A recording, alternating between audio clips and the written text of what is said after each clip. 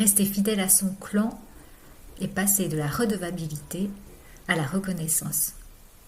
Je reçois parfois des personnes issues de familles qui ont déménagé de région en région ou dans notre pays.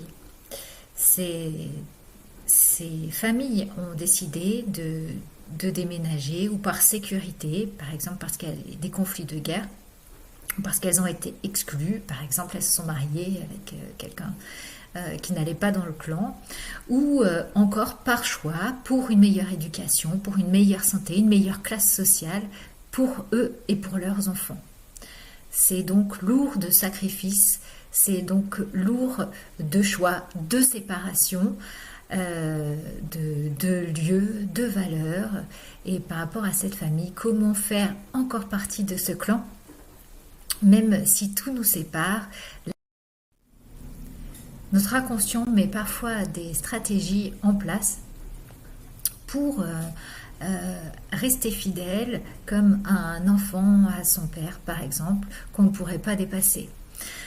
À ce moment-là, à un âge par exemple donné, il va se faire mal au dos et ne plus pouvoir travailler. Donc ce qui entraîne une baisse d'argent et donc il va rester dans cette insécurité financière et donc cette basse classe sociale.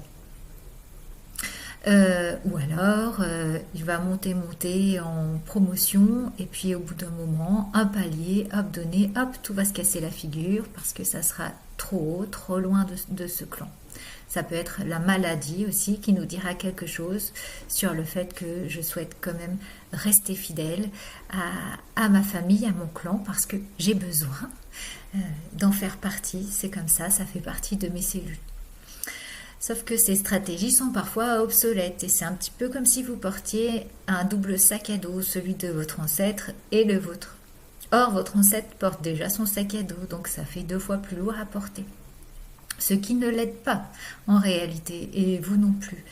Donc je vous propose d'aller visiter ça en kinésiologie et en psychogénéalogie pour pouvoir libérer ces programmes, libérer ces croyances qui sont parfois limitantes, afin que vous puissiez être fiers et heureux, reconnaissant de tout ce qui a été fait auparavant, même si ça n'a pas été facile, et enfin être libre d'exister comme vous le désirez, libre d'assumer vos choix de vie, que ça soit léger et que vous puissiez en faire partager votre famille.